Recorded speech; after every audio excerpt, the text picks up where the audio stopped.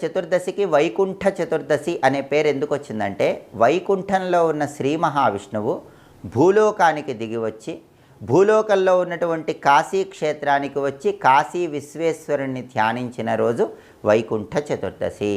వైకుంఠ చతుర్దశికి అంతటి ప్రత్యేకత ఉంది.